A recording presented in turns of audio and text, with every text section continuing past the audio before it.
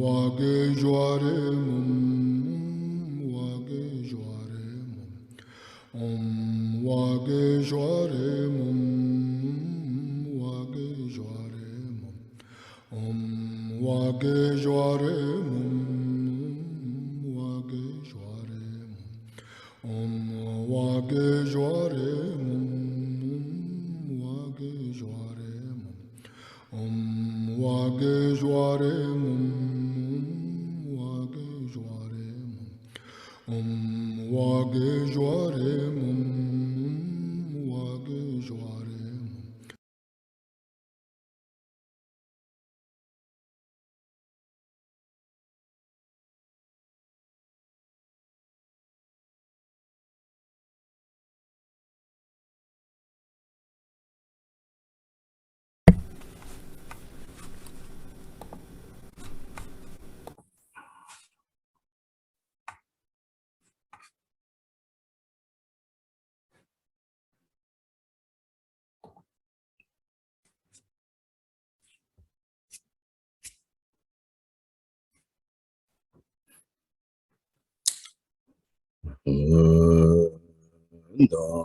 Dhamma jebe dra nobar jebe ge tarba dang tam je gembe bardu jobra jeba tam je ge se jebe manang padang nyambe senjen tam je dewa dan de Dunya dan zhe ne de lana me pa yang dabra zobe chanju rinpo je dobra je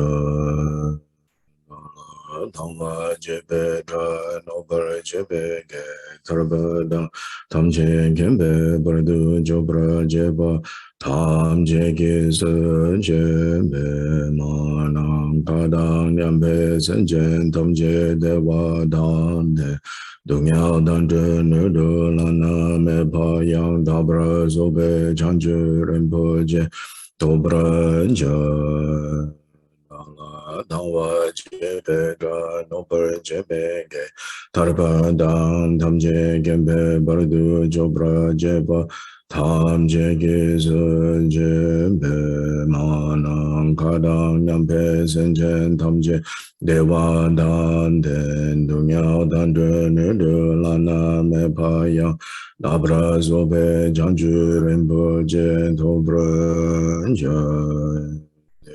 je de sama gengi bardu lunga yisum ge wala ko mashi bardu lunga yisum ge wala ko de derene sonte ne ma chanda samge bardu lunga yisum ge wala ko Sanje Chodan Soke Chonam La Chanchu Bardu Dani Gyabzu Che Dagi Jinsu Gebe Sonam Ki Drola Pencher Sanje Dubrasho Sanje Chodan Soke Chonam La Chanchu Bardu Dani Gyabzu Che Dagi Jinsu Gebe Sonam Ki Drola Pencher Sanje Dubrasho Sanje Chodan Soke Chonam La Chanchu bardu dani gyabzu je dagi jinsu gebe sonam ke drola pencher sanje drupro isho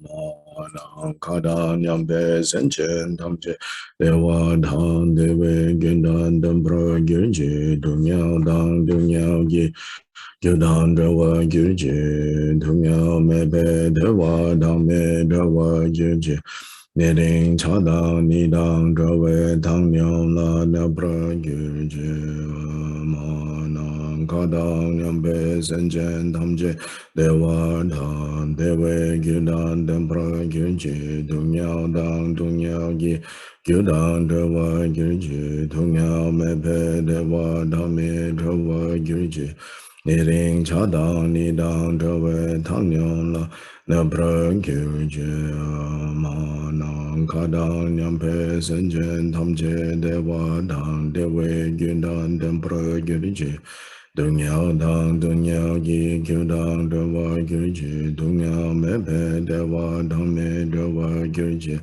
Niring chadang nidang dewe tang nyam la nabra gyurje In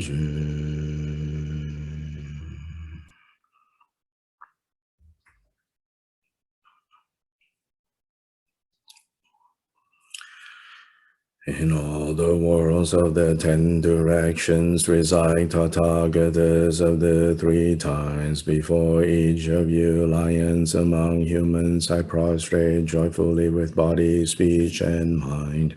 By the power of this aspiration to noble deeds, all conquerors appear vividly in my mind.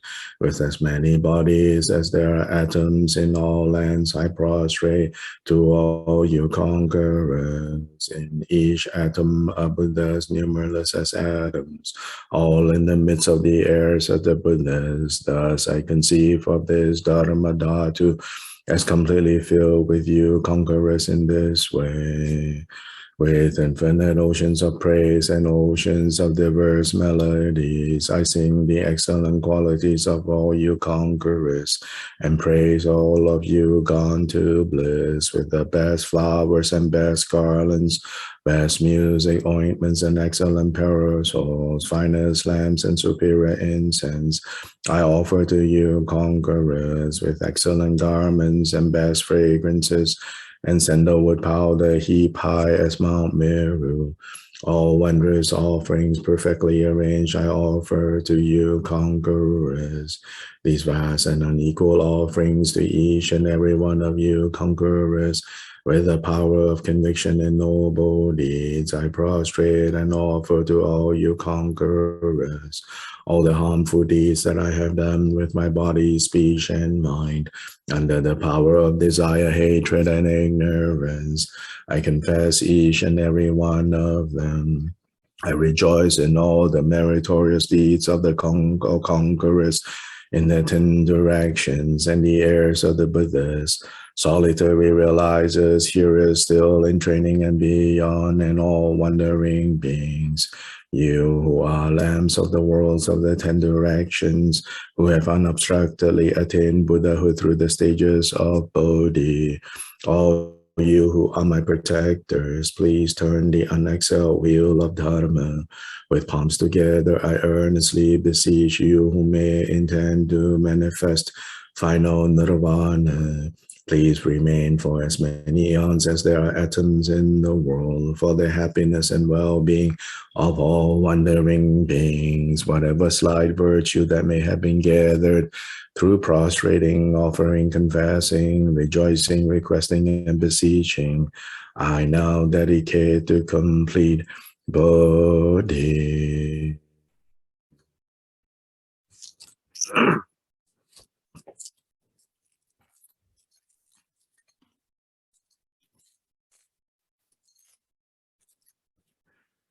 This ground sprinkled with scented waters and strewn with flowers, adorned with the supreme mountain and 4 continents, sun and moon, I hold in mind as a Buddha land and offer it. May all wandering beings experience such a pure land. To the Gurus who possess the 3 kayas, I offer the outer, inner, secret, and thusness offerings with my body, wealth, and all phenomenal existence. Please grant the unsurpassed supreme attainment, whatever slight virtue I may have gathered through prostrating, offering, confessing, rejoicing, requesting, and beseeching. I now dedicate it to complete awakening. Om Guru Deva Dhagini Rana Mandala Praticha Soha. Please turn the wheel of Dharma of the greater, lesser, and common vehicles in accordance with the dispositions and mental capacities of sentient beings.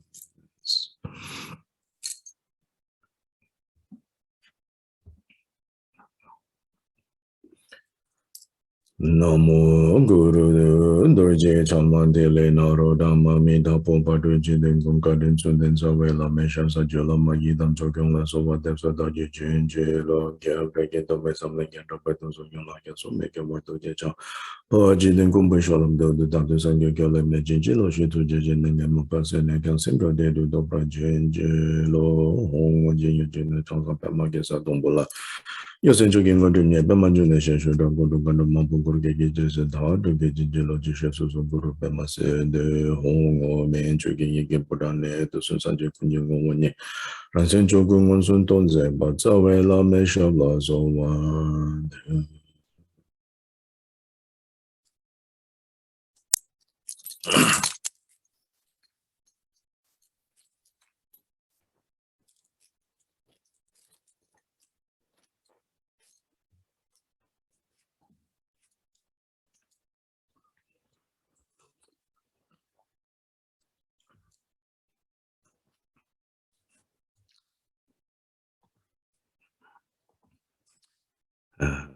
Again, a good morning to everyone.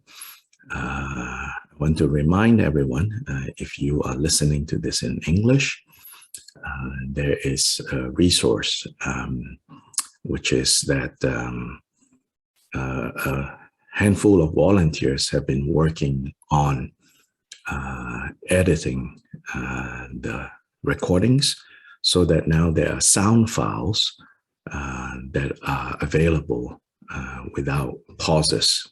So if you want to go back and listen to any of the teachings, you can download or listen to these sound files. I think Javier can probably provide a link to where these sound files are.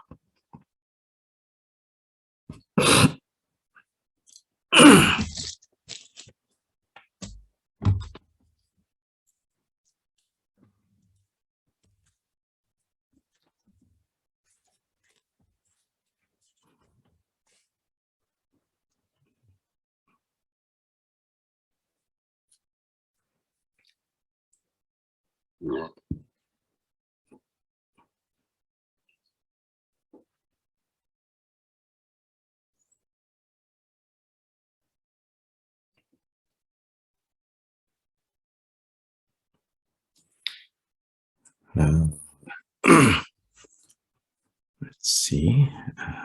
Let me go find in my view, make sure I have translators. Okay.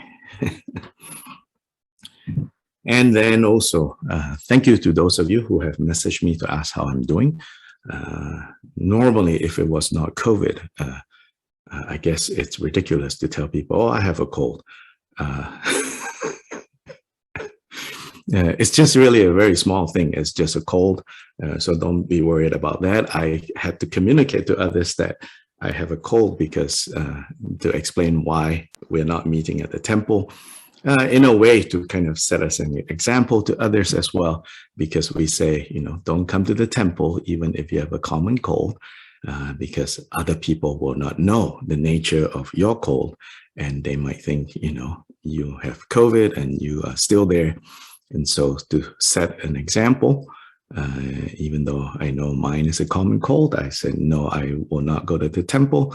And to set an example too, I said, I'm not going anywhere. I'm staying at home for a few days. Again, because, you know, you don't want to make other people worried about the nature of your sneezing or, you know, your coughing. And it will just, you know, bring unnecessary stress to other people.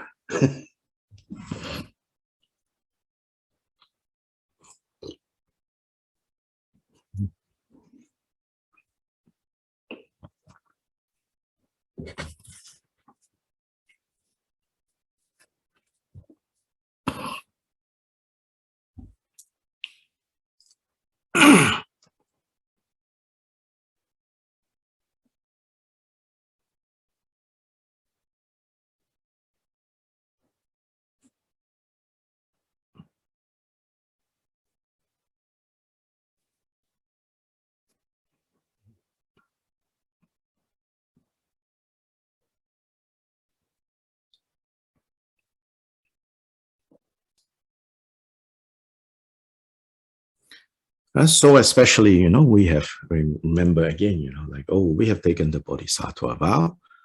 So we have to, you know, think about more carefully what we do and the impact that we may or may not have on other people. Ultimately, of course, we also understand, like we cannot make other people do or not do this or that.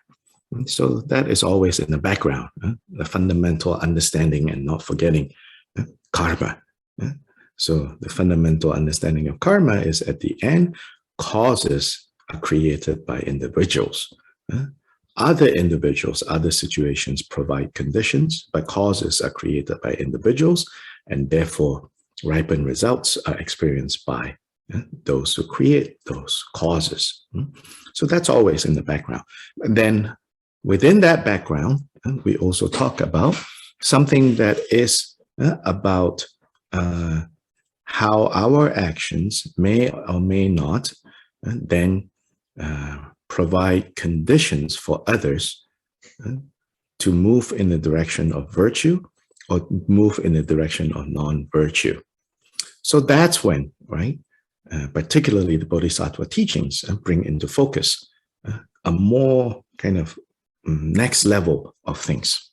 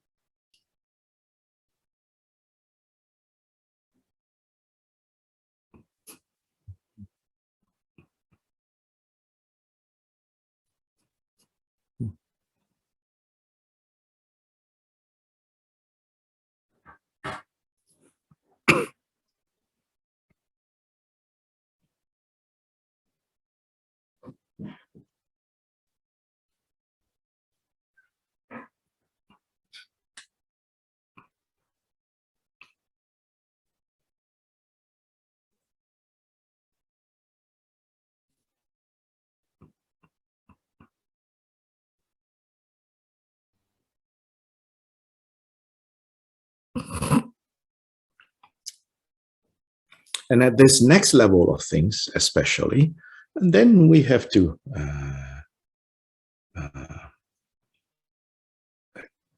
practice, right? Habituate our body, speech, and mind actions in a way that is good for self and good for others, kind to self and kind to others, agreeable to self, agreeable to others, appropriate to self and appropriate to others.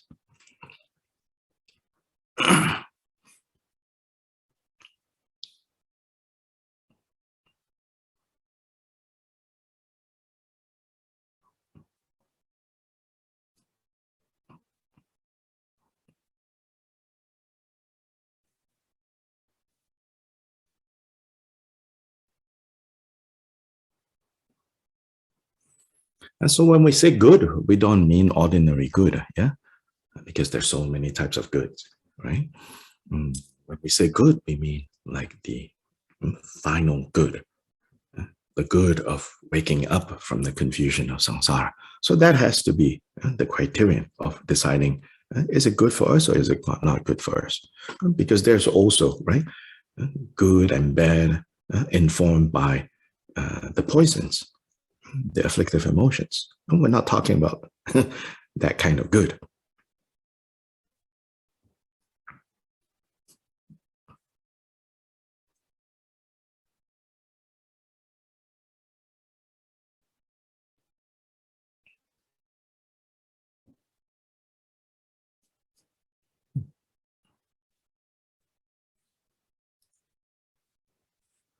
So then, particularly helpful is to remember what the 8 worldly concerns are and kind of examine ourselves to see, if we're acting with the influence of the 8 worldly concerns, or are we acting in a way that understands what the 8 worldly concerns are, and we're making effort to not be influenced by the 8 worldly concerns.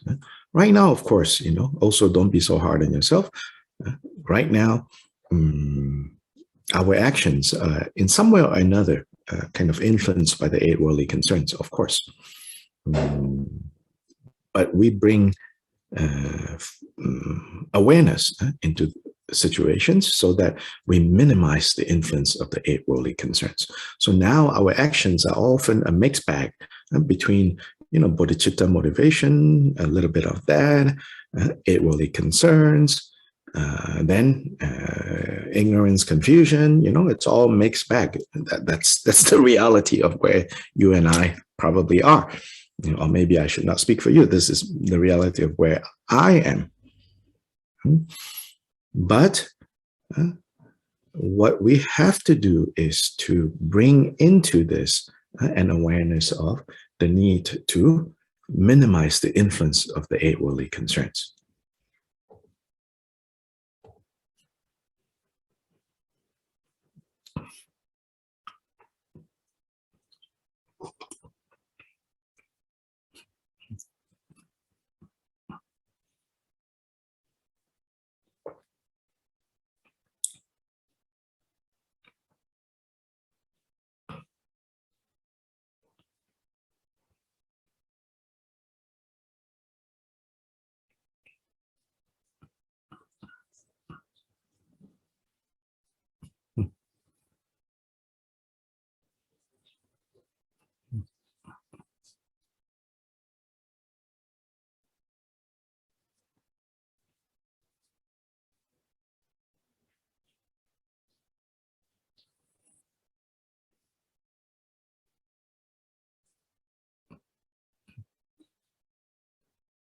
Yeah, so good to remember, right, who the enemies are.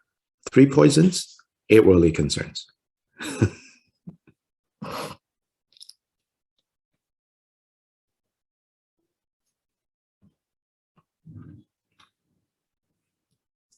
You have to remember, some of the content of these things. Otherwise, if you don't know who the enemies are, how can you fight against the enemy? So the 3 poisons, right? Ignorance or confusion, which then gives rise to attachment and aversion. Those are the 3 poisons. Those are the 3 roots of evil, sometimes also called that.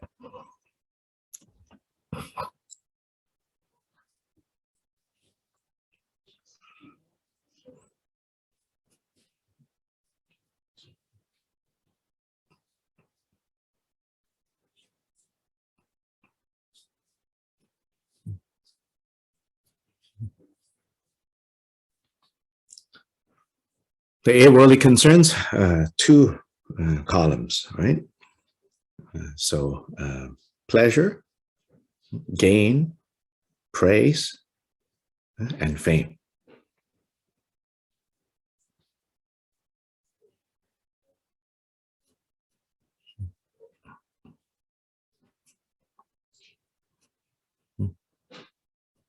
On this column, opposite of pleasure, pain.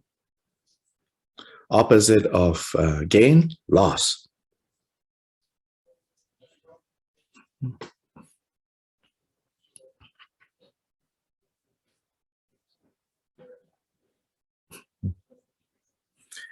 Opposite of praise, blame. Opposite of fame, infamy, loss of reputation.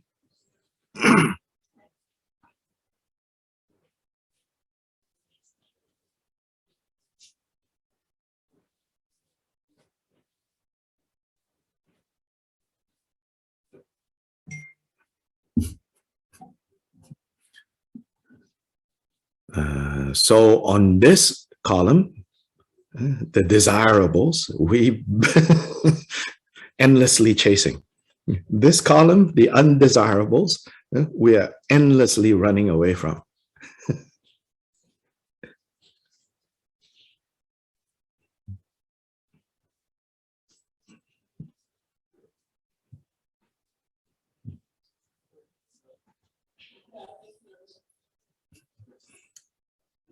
So then they go down to, likes and dislikes.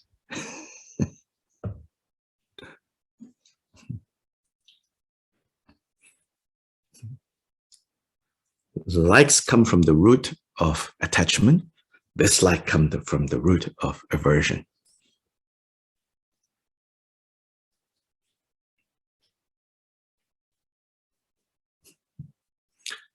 Both of these come from ignorant confusion. Yeah. So now we're back to the 3 roots of evil. We're back to the 3 poisons.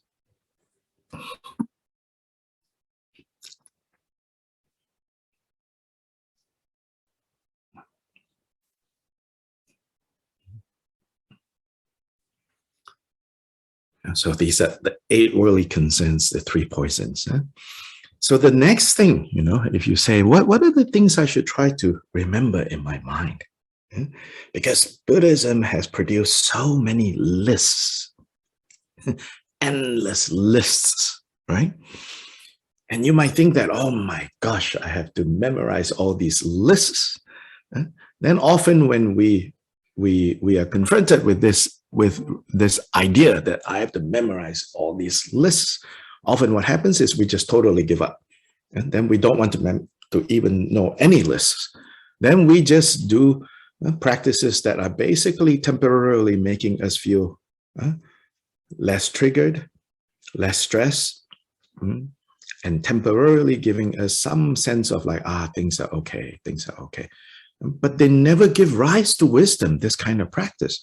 So some of us, sometimes I feel this way after years and years of practice still, it's basically just running back to, I need a break. I need a break from the craziness of samsara, but never moving any closer to uprooting the cause of samsara. It's not going to work, if we keep going in this.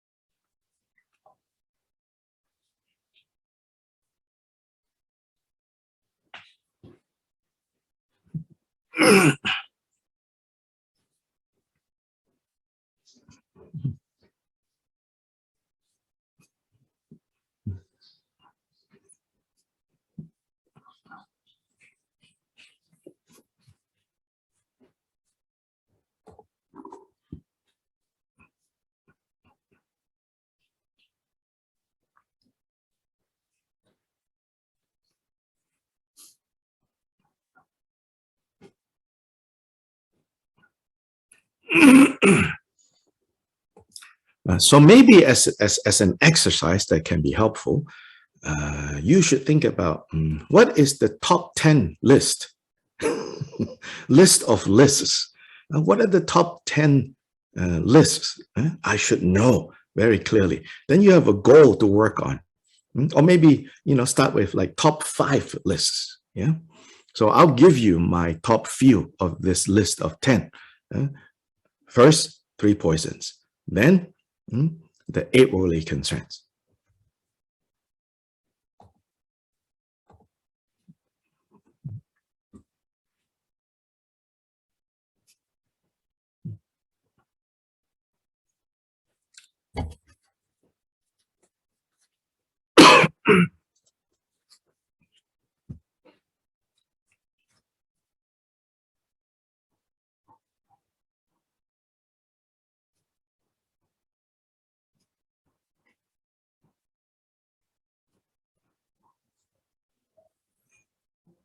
Then, what do you think the next one is on this list?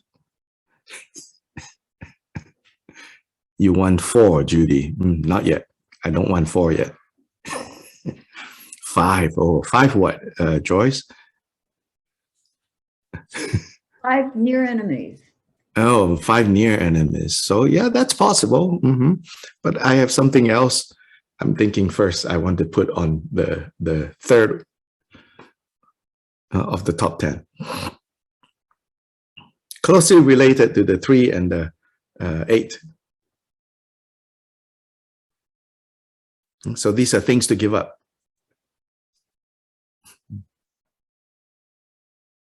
By precepts? Close. The 5 skandhas? Getting warm. What? 5 skandhas? No, you don't give up the skandhas per se. The 10 non-virtues? The non-virtues. The non-virtues. The 10 non-virtues. See, 3 poisons always working underneath. They turn up as the 8 worldly concerns. Then when the 8 worldly concerns take over, the most dangerous thing that will happen is the 10 non-virtues go flowing out, causing trouble everywhere. So we got to guard against the 10 non-virtues.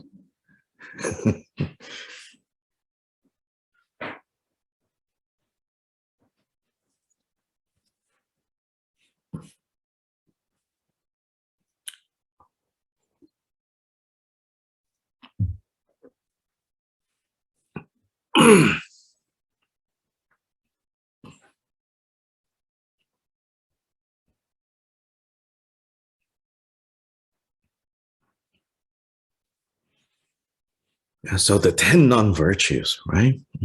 3 that pertains to physical activities, 4 that pertains to verbal activities, and 3 that pertains to thoughts, ideas.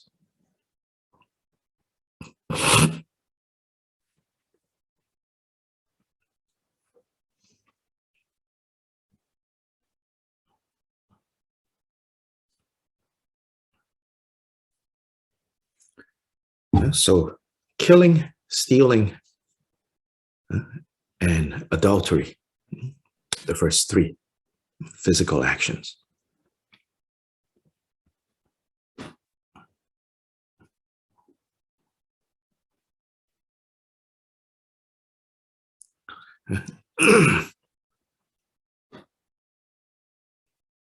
The 4 of speech, deceptive speech, divisive speech, destructive speech, distracted speech.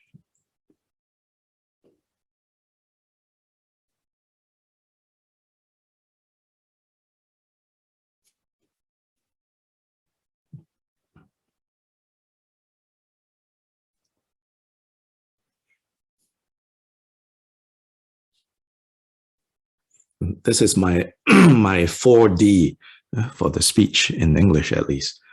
Usually it's called lying, deceptive speech. Divisive is, speech that causes, people to be against each other, to incite.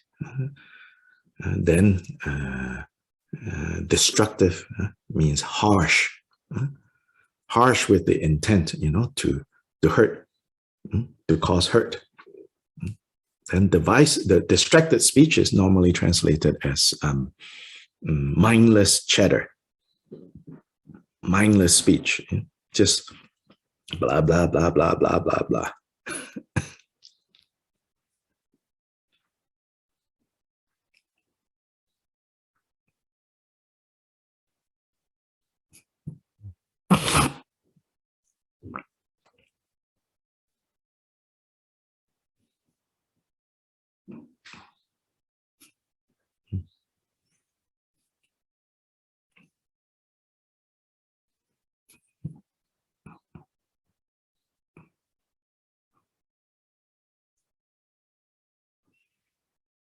The 3 of the mind, right, is harboring ill will, ill intent, resentment,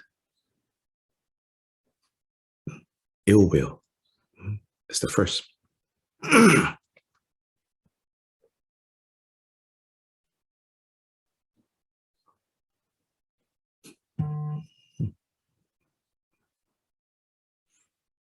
The second is to covet. I want, especially what other people have. I want to covet.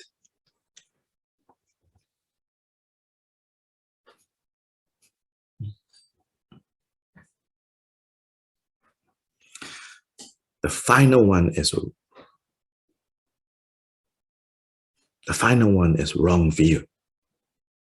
And that wrong view is especially the wrong view with regards to karma, cause and effect, meaning you do not think, or you think there's no such thing as cause and effect. Buddha just made it up. Or Buddha just believe in cause and effect because, Indians of his time believe in cause and effect. Actually, Buddha doesn't really emphasize cause and effect. That is just what Hindus, what Indians already believe. So the Buddha was a product of his own time. He just spoke like this.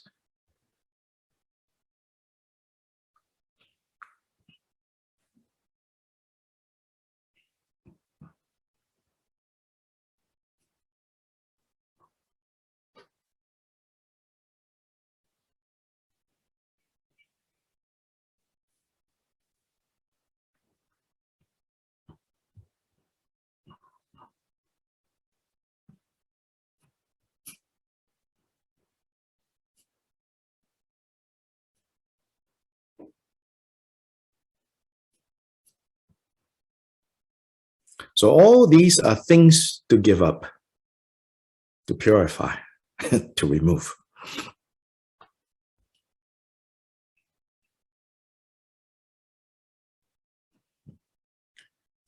So this is my 3 in the top 10 list, so to say.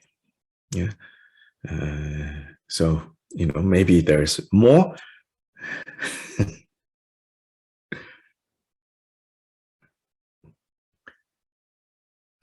But at the very least, I think we need to remember these.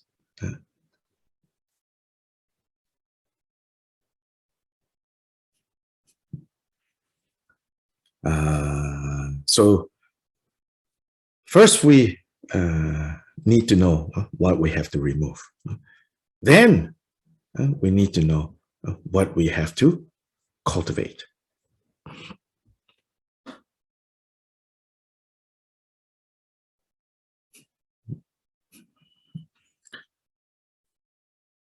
So there is a famous verse, 4 lines, that summarizes the teaching of the Buddha.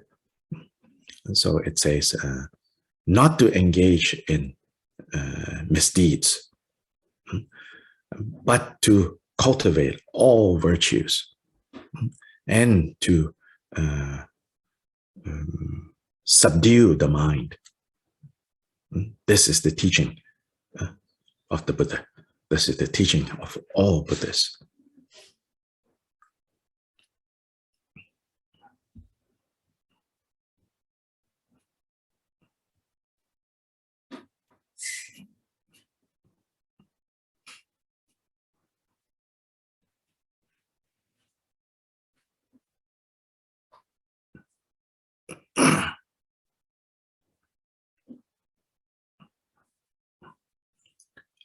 So on your own, you can think about, what you need to put in the second group, what needs to be cultivated as part of your top 10 list.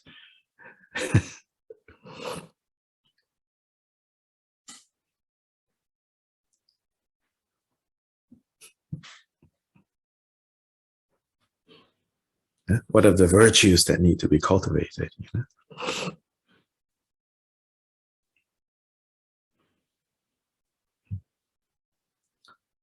And then, in terms of subduing the mind, what are some of the groups of things that we should know? So you can also think up some categories.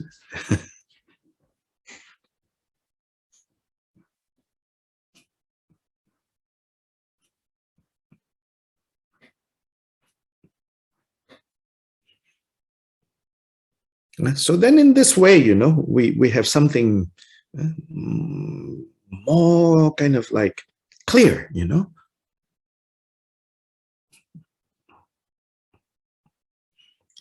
rather than just this vague idea, of, oh, just be a good person.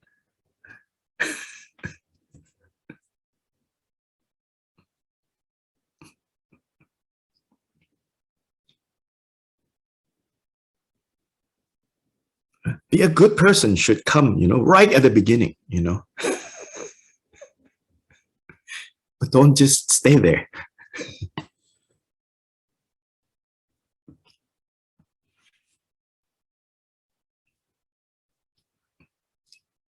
Of course, being a good person, that's just the underlying ground.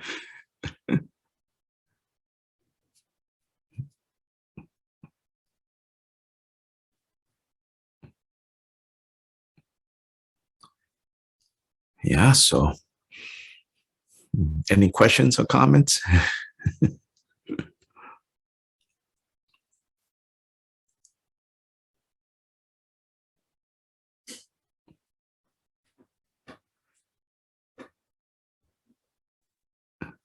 Said you would give us your 5, and you only gave us 3 of your top 5. Yeah, right now only 3. The 3 to give up. Then you all can think about, you know, what else to fill in. So I already gave a suggestion that you could organize them into 3 groups based on that verse. Yeah? What to give up, what to cultivate, and how to subdue this mental defilements.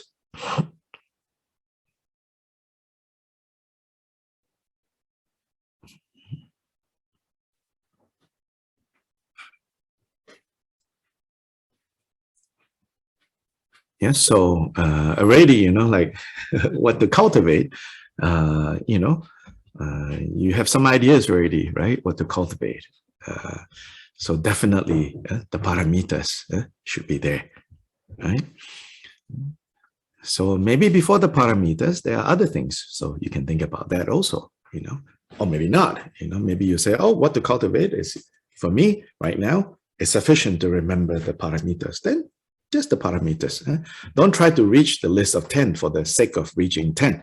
Then it becomes, you know, a burden. Yeah.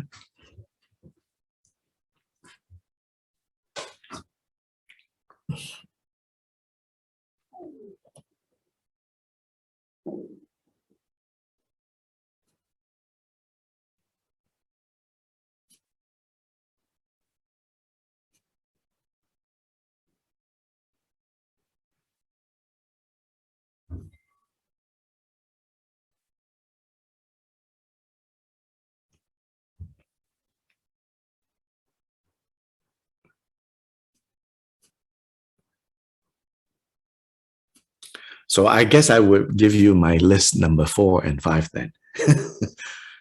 Number 4 list is easy. It's the opposite of the 10 non-virtues, right?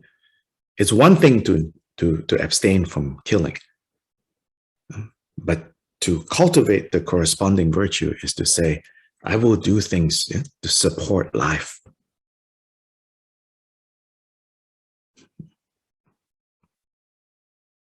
To protect lives.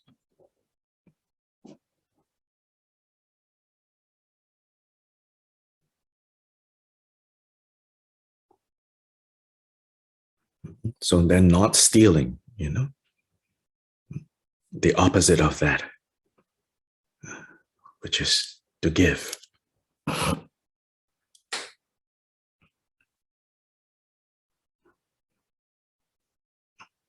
Or rather, you know, cultivate the willingness to give.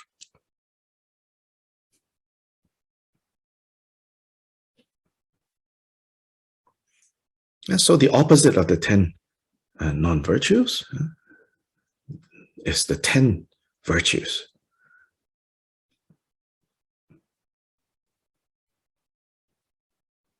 To give, to share.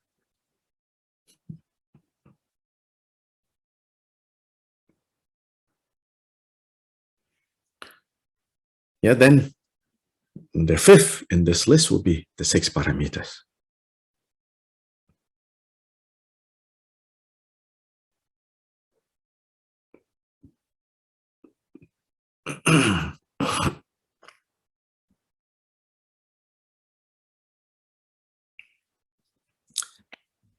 Yeah, so now we'll go back to the text, to Bodhicharyavatara.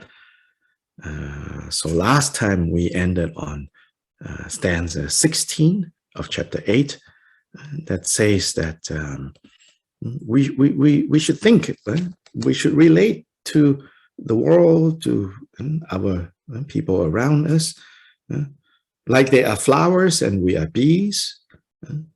So we know to get near, to draw what is good. Again, good according to the standards of, good towards everybody, moving towards awakening. So in other words, it says, when we relate to others, we should strive to relate to others in a way that is not harmful to them, not harmful to us, and instead that is beneficial to them, that is beneficial to us. So Shantideva doesn't use this here, right? He doesn't explain this, but we also know, right? If we want to carry the analogy of the bee coming to take the nectar from the flower, right? From that, you can say, well, that's only good for the bee. Actually, now we know, no, it's also good for the flowers. This is how flowers are pollinated when the bees go, so to help it grow.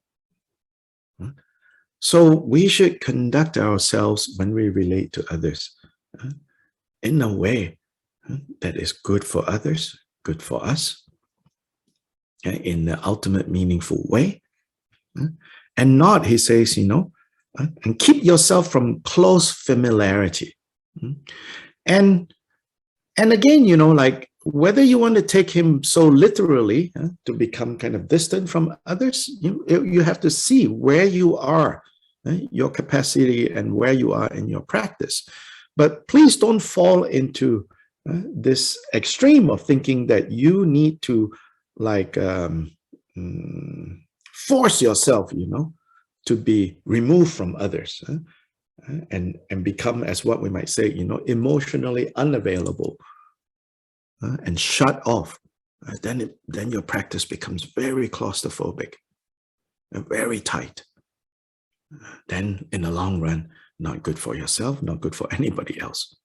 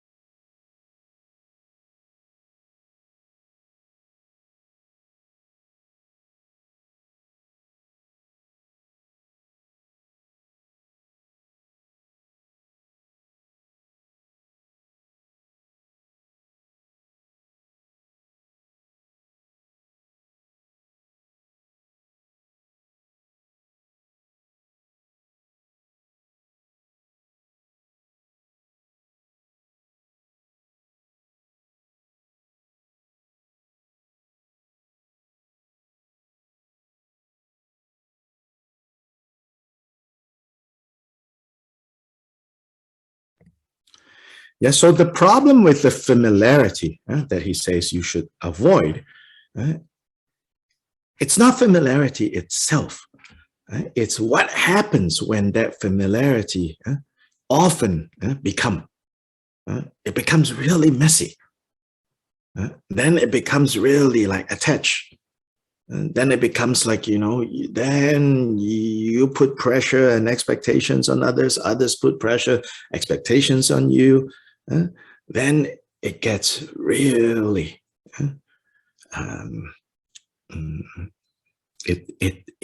it creates suffering for everyone. That's the real problem. So even though it seems like he says familiarity itself is bad, it's not that, right? He's pointing out how when we don't have skill, when we have untrained minds and hearts, then that familiarity often immediately leads to real big mess.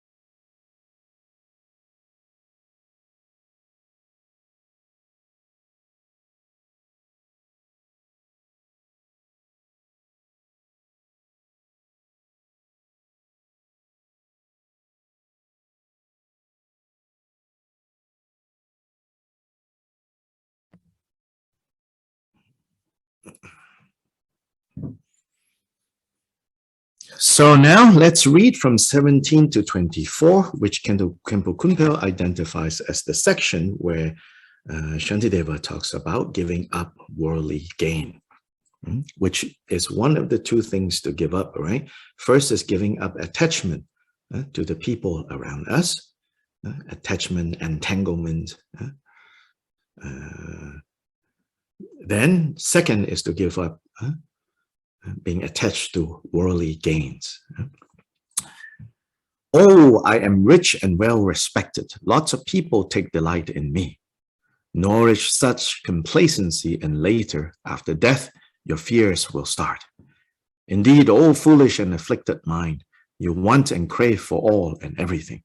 All this together will rise up as pain itself, increase 1,000-fold. Since this is so, the wise have no attachments.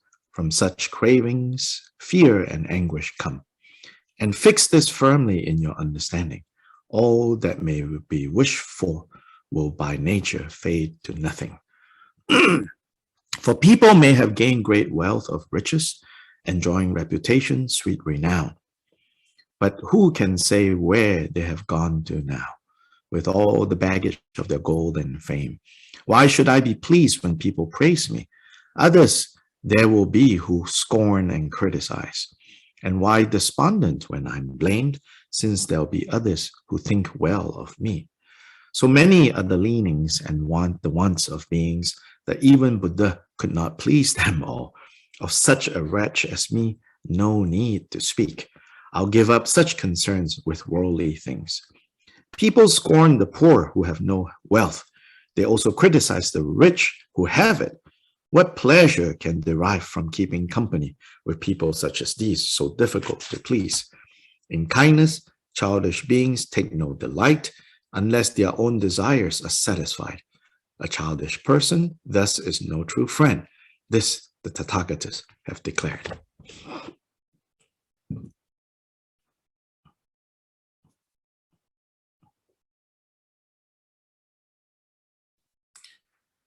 Yeah, so you see how in this section, 17 to 24, Shantideva begins first with basically, right, some of the elements in the 8 worldly concerns. He brings into focus how these things that we habitually crave for and are afraid of, they are basically unreliable.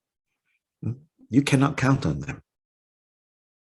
So the underlying point here is signaling towards what the Buddha taught as impermanence. Then, towards the end of this section, basically he says, therefore, there are people, who basically conduct themselves in childish ways. So don't get too involved with those types of people. Here, not out of judgment, right? You're not judging them. Oh, they're not as good as me. I should not hang out with them. Here is saying that if you spend your time trying to please, people whose desires are ultimately cannot be pleased and are constantly changing, and if you try to please that, there's no end to your busyness. So overall, 17 to 24 is talking about this.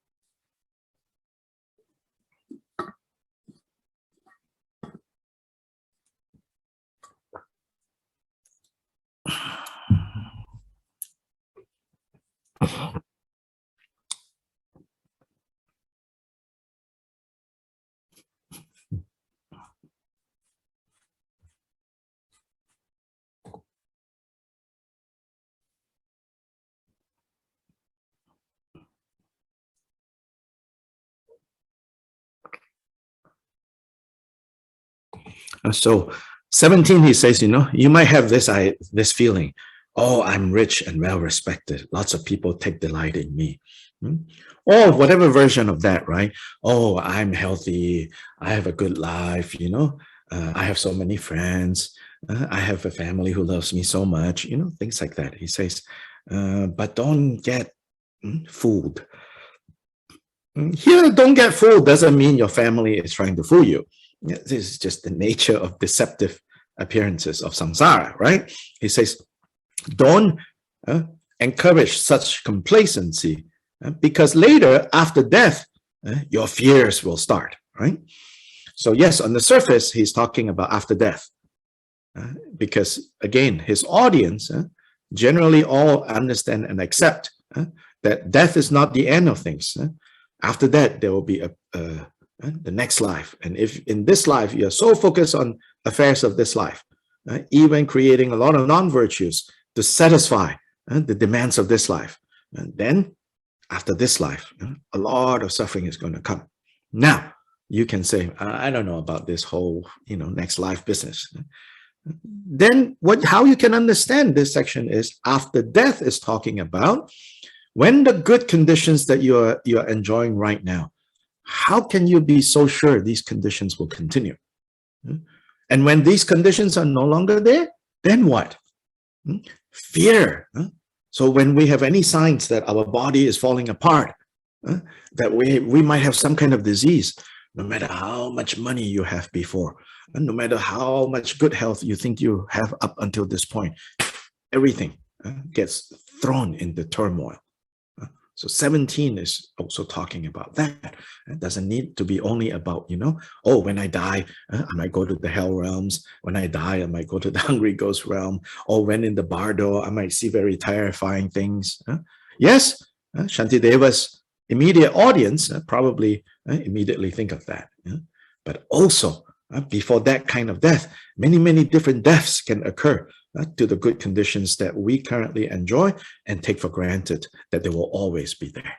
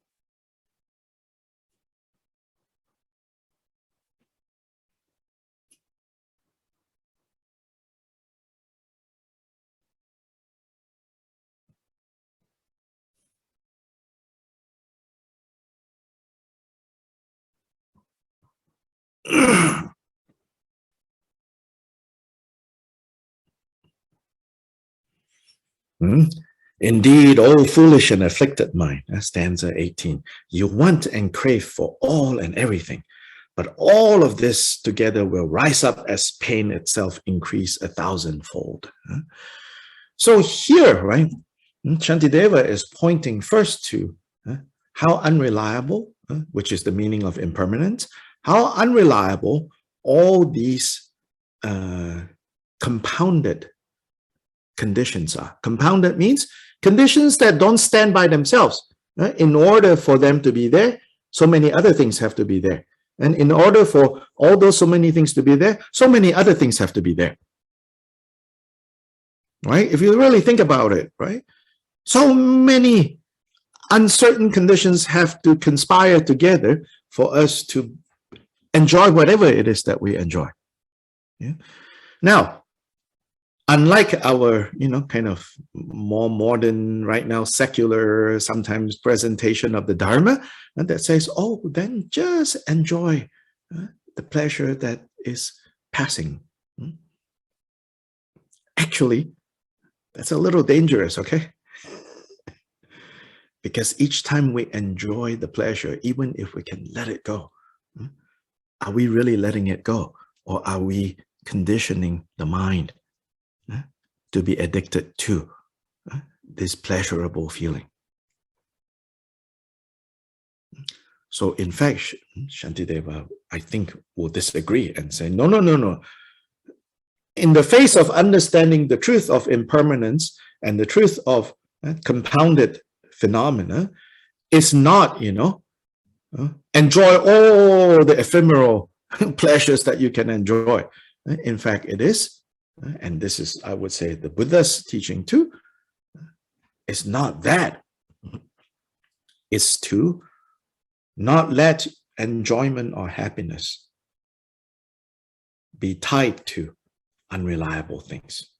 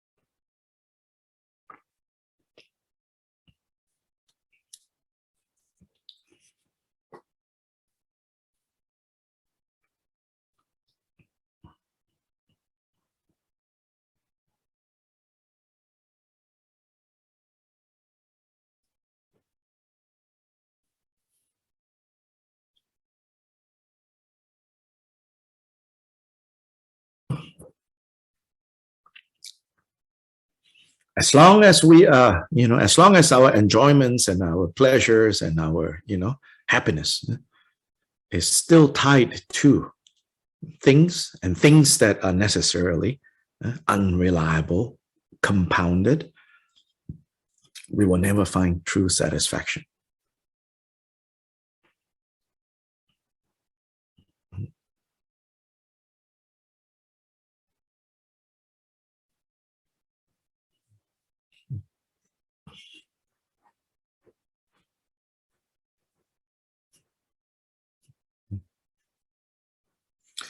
So 18 says, the more you have, the more you have to lose.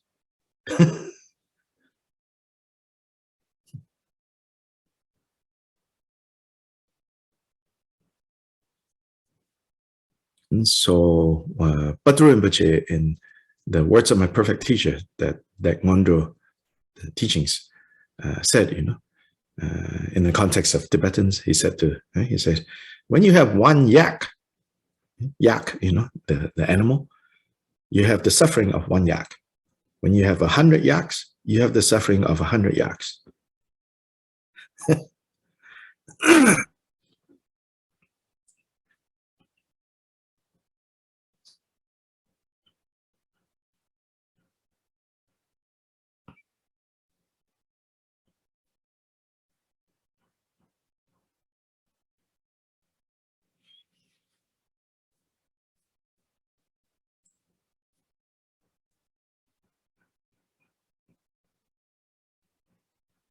When you have no house, you have the suffering of no house. When you have a house, you have the suffering of having a house.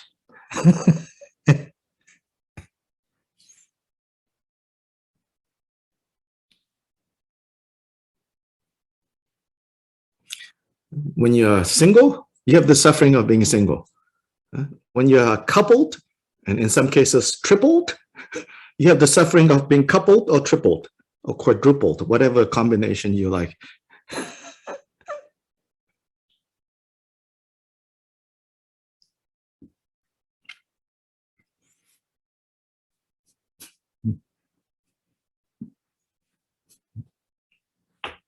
Okay, some of Buddha's great patrons, have like a few wives, So Buddhism doesn't have a fixed thing that says you only need to have one, you need to have four. Buddha is not interested in those things.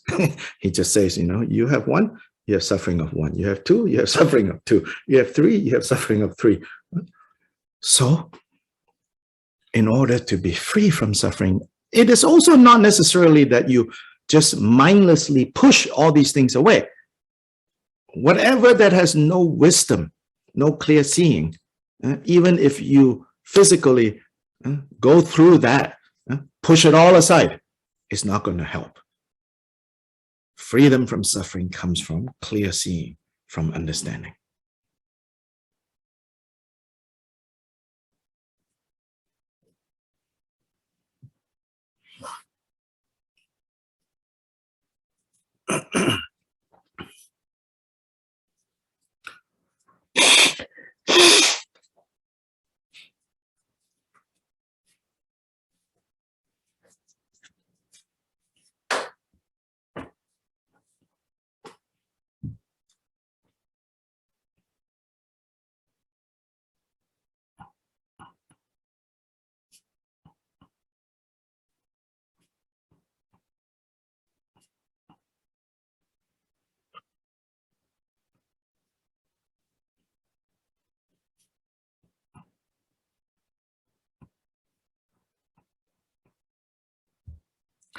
So 19, since this is so since this is how things are, the wise have no attachments, no entanglements.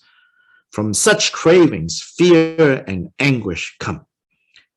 And fix this firmly in your understanding, which is that all that may be wished for will by nature fade to nothing. So it says, fix your understanding firmly on this. Work on seeing how, in other words, impermanence, change, unreliability of compounded experiences. So then when you understand this, naturally, it will be a lot easier to naturally unentangle. So the non-attachment, that's the other translation, the more common one, the non-attachment that the Buddha is teaching is not aversion towards compounded things. So we got to be very careful so that you're not practicing aversion towards compounded things. Yeah. Attachment to compounded things is a big problem now, all of us. But it is not solved by developing aversion to compounded things.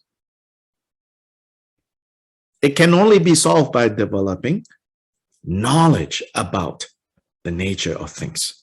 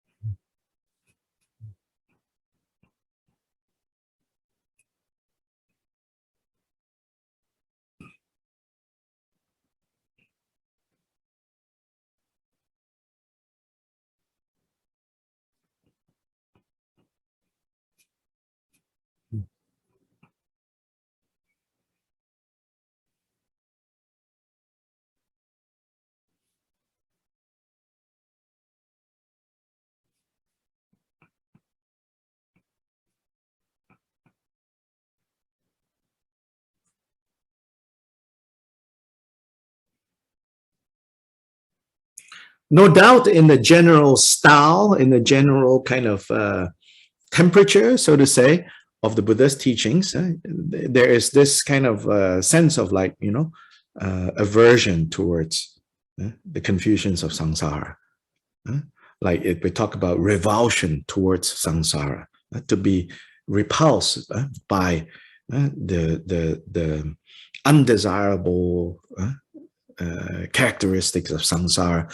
So the general vibe, we might say, is that. But we should not misunderstand that to think that, what we should do is to develop aversion towards the world. Both attachment and aversion is the result of not seeing clearly. So what the Buddha is teaching is actually teaching us to see clearly. When we can see clearly the nature of things, then we let go of all these useless entanglements. So on verse 20, for people may have gained great wealth or riches, enjoying reputation, sweet renown, but who can say where they have gone to now with all the baggage of their gold and fame, So when we begin to see, the absurdity of what we habitually now chase after and run away from, we can become free.